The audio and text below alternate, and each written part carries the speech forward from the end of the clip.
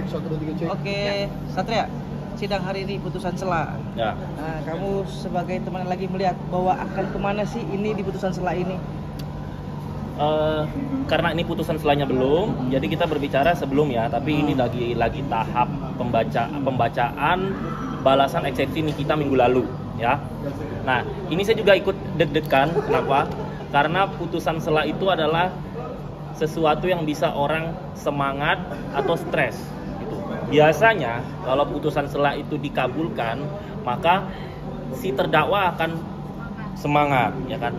Tapi kebanyakan orang yang sudah duduk di bangku pengadilan, kalau dia nanti ditolak, itu adalah awal dari dia mungkin mulai stres. Ini memang fakta di kejadian-kejadian sebelumnya, begitu.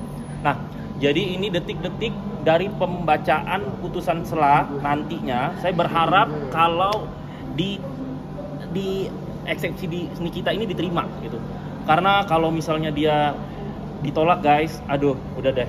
Itu psikis dan mentalnya itu, ibarat kata kita sebagai terdakwa, kita sudah membayangkan bahwa waduh, kita di dalam 5 tahun lagi, 10 tahun lagi, 15 tahun lagi, anak gue gimana, keluarga gue gimana, penghasilan gue gimana, kalau gue punya cicilan apa gini gimana. Itu udah bikin otak itu udah menghalu birunya itu lebay gitu. Makanya jelek banget, Pak. Waduh. Jangankan setelah putusan sela, saya pernah 5 kali duduk terdakwa tapi saya bebas gitu karena saya bisa membuktikan saya tidak bersalah. Itu duduk di hari pertama aja udah was-was, apalagi setelah putusan sela, udah pikiran kita udah kemana-mana, lebay. Kamu bicara sebagai teman, tapi kalau kamu bicara orang yang pernah tahu hukum, kira-kira di kasus ini, kita nggak pernah nanya ya, Sat, ya. Oke. Tapi melihat pasal-pasalan segala macamnya, sebagai orang yang sudah pernah bersentuhan sama hukum, kamu lihat hal ini gimana, Sat? Kalau dari bukti-bukti yang saya lihat di media, terus saya berkomunikasi dengan beberapa pengacara, tanpa saya harus jelek-jelekin ke sana, saya tetap pro Nikita. Demi Allah Akbar, I support you Nikita, I stand for you Nikita in here, I come for you in here. Jadi kalau misalnya ada orang fitnah saya dibayar, itu nggak mungkin, guys, nggak mungkin. Saya cari duit nggak begitu-gitu juga. Pihak sana saya juga nggak kenal sama pihak sana. Saya pihak sana itu cuma kenal sama sepupunya si DRG, karena dulu sering syuting bareng, teman seperjuangan bareng gitu. Jadi si Chris, si Jana, Siti Badriah, kita teman, ada 10 judul FTV bareng. Saya cuma kenal dia doang. Kalau DRG-nya saya datang pada saat peluncuran brandnya. Saya datang itu karena diundang sama Elmatiana. Karena kan saya berteman dengan Elmatiana yang megang IO-nya itu.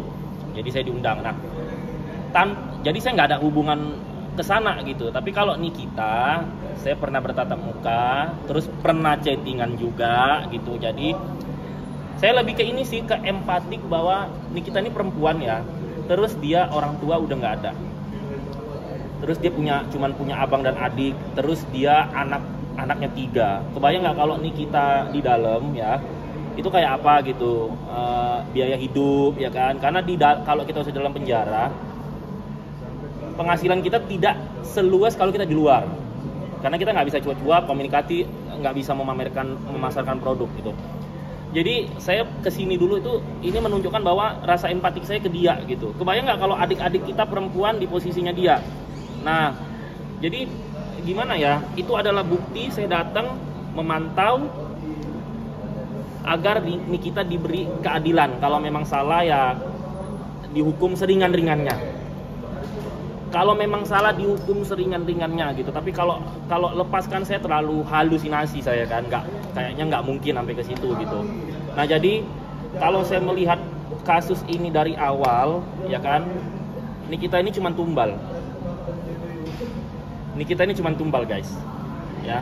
Saya bilang sekali lagi, Nikita ini cuma tumbal yang dijadikan alat dalam peristiwa ini gitu. Makanya saya berharap kalau Nikita alhamdulillah bisa bebas atau ringan kan, bongkar aja yang menumbalkan dia. Gitu kan, sampai saya tadi dengar Nikita, udah dokter nggak usah datang deh gitu ya kan. Sampai menemuin sidang aja tuh orang. Tadi Nikita sampai ngomong gitu kan. Nah, jadi udah dokter udah nggak usah datang lagi loh. Enggak, gue nggak mau cari gara-gara sama dokter ya. Maksudnya saya nyampein tadi Nikita ngomong gitu. Kalau saya nggak ada masalah sama dokter gitu. Nah, jadi Nikita ini tumbal dari beberapa orang yang saya berharap agar Nikita cepat bebas. bongkarlah semuanya, ya kan? Karena dari komunikasi saya dengan beberapa pengacara, dari saya melihat kasus ini, saya mengikuti, saya melajari, putusan selanjutnya kayaknya ditolak. Oke, Sat. Apapun itu, ini hukum ya, Sat ya, gitu loh. Tapi sebagai kawan, ketika nanti Niki bisa punya kehidupan baru lagi, after ini semua, harapanmu apa sih, Sat, untuk dia? Harapan saya, udah Niki ke luar negeri aja, ya. Gue usah jadi artis lagi. Kalau artis kan kalau di Indonesia tahu sendirilah nanti tuanya gimana, ya kan. Rata-rata kalau udah nggak, kalau artis di Indonesia ini kan jobnya on off, ya kan. Terus nanti kalau udah nggak eksis lagi, nggak ada yang endorse lagi, udah nggak ada pemasukan gitu kan. Jadi kalau saran saya untuk menyehatkan mental Niki, cari cara supaya Niki bisa bekerja dengan layak ya. Kan kalau di luar negeri kan orang kan pikirannya TKI terus jadi pembantu, nggak begitu juga. Kalau saya rasa kalau kayak Niki yang pinter cuap-cuap, dia bisa lah mendapatkan kerja di perusahaan internasional yang formal. Apalagi dia Inggris bisa lah, kan dia sering luar negeri gitu. Jadi kalau mau sehat mental, saran saya kalau setelah keluar, Niki nggak usah jadi artis lagi, ke luar negeri, terus cari pekerjaan yang normal. Atau di luar negeri cuannya banyak, orang-orang tidak mengenal, semakin orang tidak mengenal kita, orang tidak akan julid. Semakin tidak ada orang julid, menyehatkan mental kita. Nanti ketika si Niki udah punya tabungan, anaknya bawa. Udah. Kalau bisa di Eropa, kan kalau di Eropa kan hari tua ditanggung kan gitu. Nah, jadi kalau saran saya nih, setelah kasus ini Niki bisa keluar, Niki keluar negeri. Karena kalau di sini pun di entertain teman kan nggak ada yang tulus. Aduh, saya di entertain udah 12 tahun. Di kamera cipika-cipiki, peluk-pelukan. No, Paula kena kasus temennya nggak ada geng cendol yang di sebelah dia. Nah, ya kan bener. Jadi kalau di entertainment, netizen jangan suka ini si ini, Ayu Ting Ting dekat Raffi, ini dekat ini. No, kalau ada masalah semuanya kabur, nggak ada yang mau ikut susah guys. Ya, jadi kalau di entertainment kalian jangan euforia. Dia temannya ini kok, ini temannya ini kok. Tiba-tiba Niki kena kasus yang datang cuma siapa? Gue, Lucinta Luna, sama Pesot yang gue labrak kemarin. Oke, sip.